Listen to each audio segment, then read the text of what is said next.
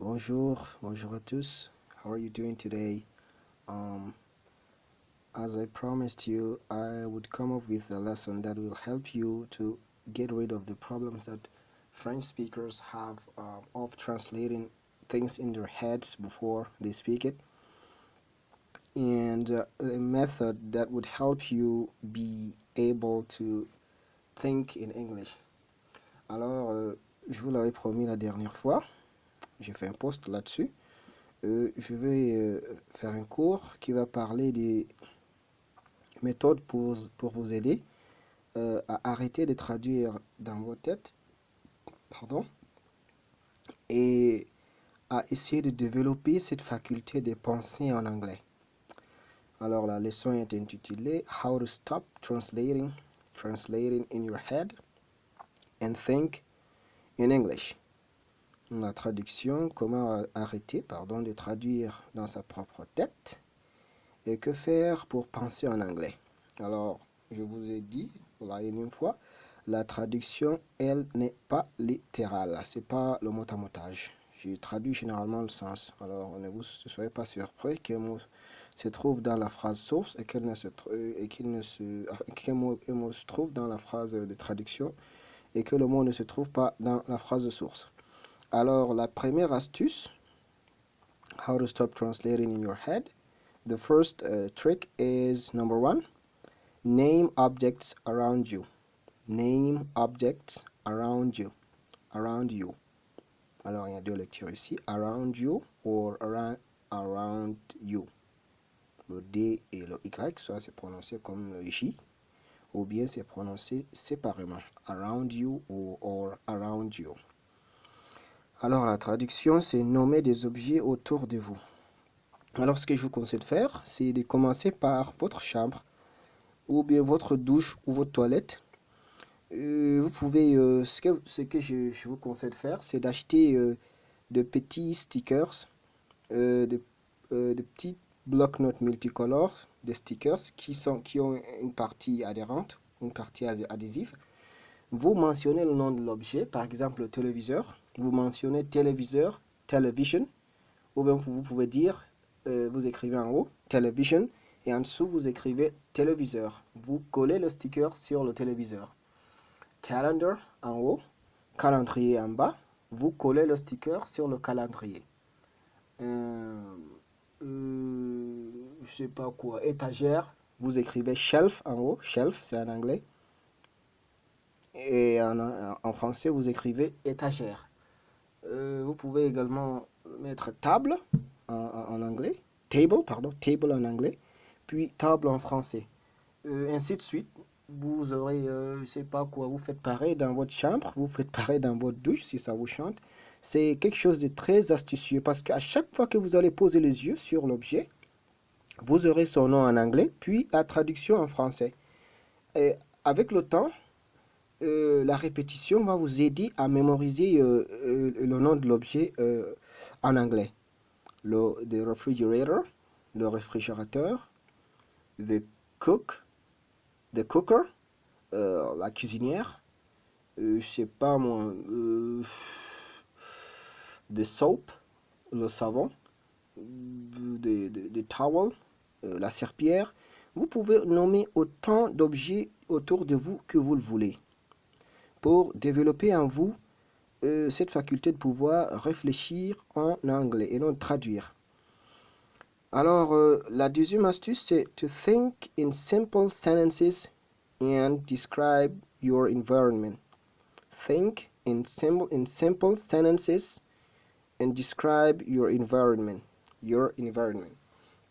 Alors là, la traduction en français, c'est penser en des phrases simples, des phrases toutes simples. La forme la plus classique qu'on connaît, c'est la forme sujet, verbe, complément. Et c'est la forme que je vous conseille ici. Commencez par penser des phrases simples, en phrases simples. Alors l'exemple qu'on a ici, cela commence en anglais. The sun is out. Alors je vous donne juste comment décrire son environnement. Comment est-ce que vous pouvez procéder? Là, j'ai pris un petit exemple pour vous aider à à vous faire une idée sur comment décrire votre environnement. Vous pouvez le faire tous les matins, ou bien tous les soirs, ou bien, je sais pas quoi, quand vous aurez le temps dans la journée. Alors l'exemple, je vais commencer en anglais. The sun is out. The weather is fair. The sky is a little bit cloudy. Perfect timing to go jogging. Alors je relis encore en anglais. The sun is out. The weather is fair.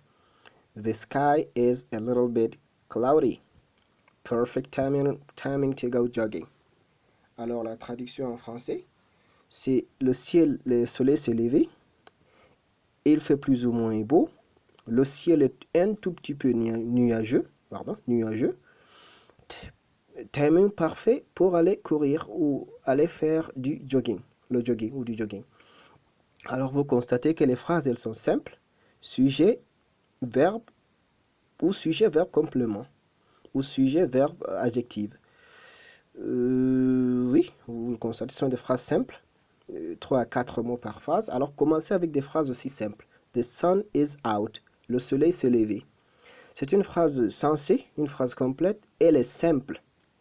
Alors commencez par cela. Vous pensez, vous formulez vos pensées comme ça, en anglais bien entendu, en utilisant cette forme-là. Sujet, verbe et complément. Alors nous passons à la troisième astuce, numéro 3. Have small conversations with yourself. Make it a habit for 30 days. Have small conversations with yourself. Make it a habit for 30 days. Alors la traduction, c'est faites des monologues. Faites-en une habitude pour une durée d'1 mois. C'est-à-dire 30 jours. Alors c'est quoi un monologue? C'est se parler à soi-même. Alors ça, c'est une idée un peu folle, un peu folle, parce que les gens autour de vous vont vous prendre pour quelqu'un qui est un peu dérangé, qui a une case de moins, comme on le dit souvent. Mais foutez-vous de tout ça. Vous savez ce que vous voulez.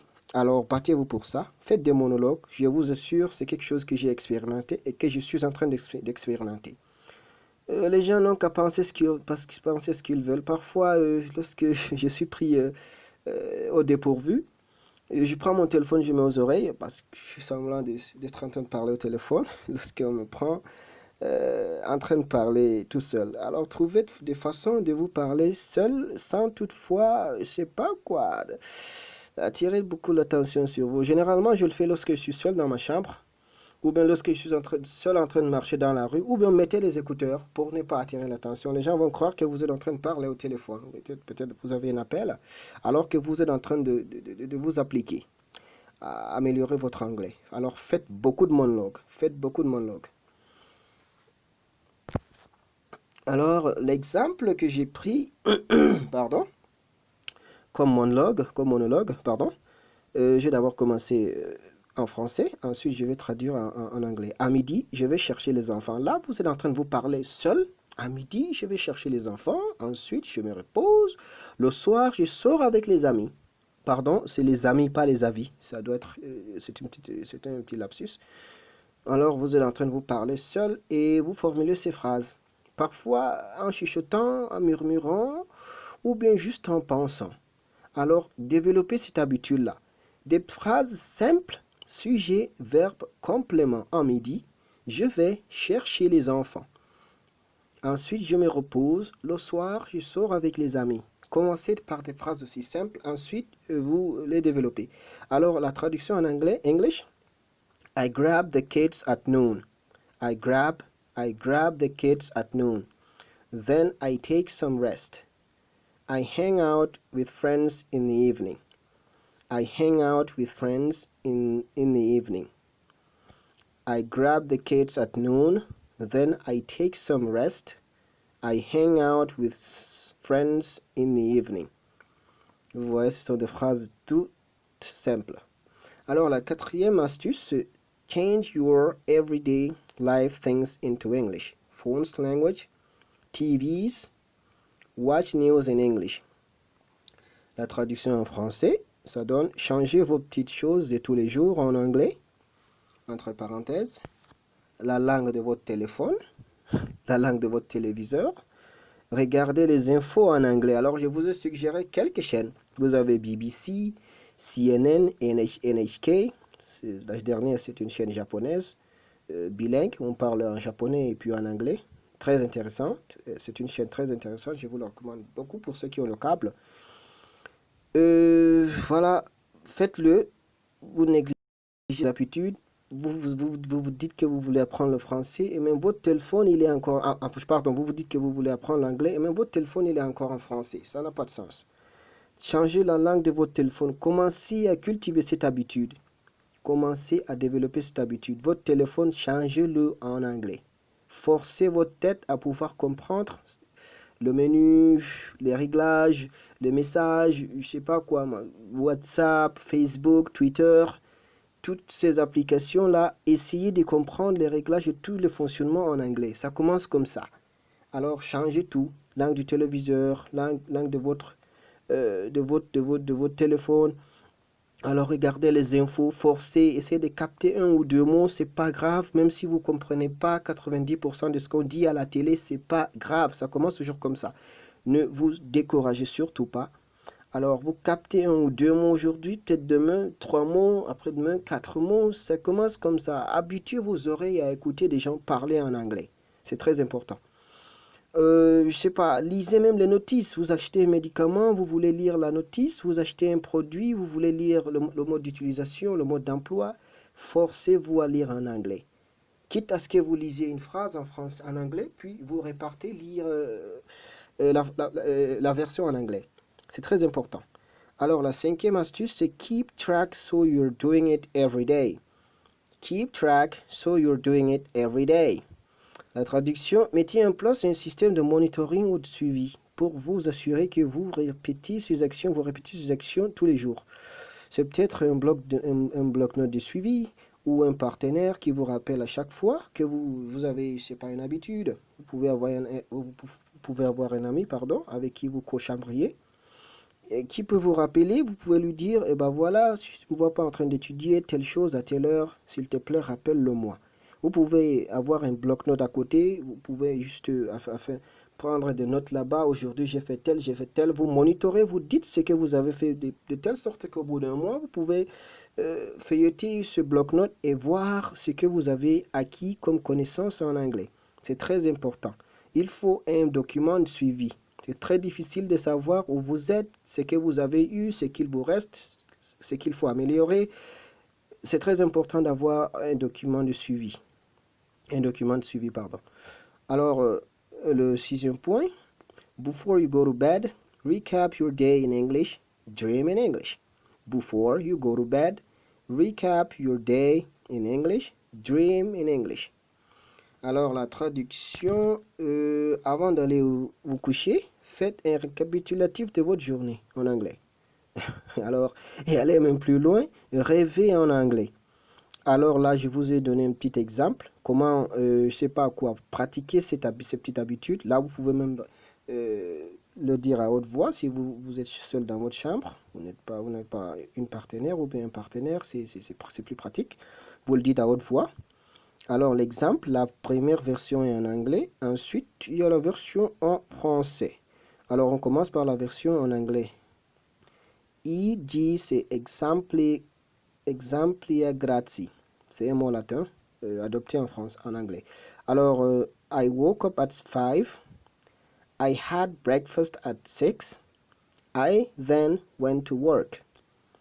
I had a meeting with investors at noon. I took a short break after the meeting. I left my office very late in the evening. I had dinner with my family. I hit the sack after the 10 p.m. sport show. Je le relis encore pour vous aider également à pratiquer la lecture. Répétez après moi. Vous pouvez m'écouter puis faire pause et répéter. Ça va vous aider beaucoup. I woke up at 5. I had breakfast at 6. I had breakfast at 6. I then went to work. I had a meeting with investors at noon. I took a short break after the meeting. I left my office very late in the evening. I had dinner with my family. I hit the sack after 10 p.m. after the 10 p.m. sports show. Alors, nous passons à la version en français. Je me suis réveillé à 5 heures, ça c'est la traduction bien entendu. J'ai pris le petit-déj à 6 heures, ensuite je suis parti travailler. J'ai eu une réunion avec les investisseurs à midi, alors il manque S à investisseurs, vous corrigez. J'ai pris une petite pause après la réunion. J'ai quitté mon bureau très tard dans la soirée. J'ai dîné en famille. Je suis allé au lit à 22 heures après l'émission de sport. Alors, voici parvenu au terme de notre leçon d'aujourd'hui.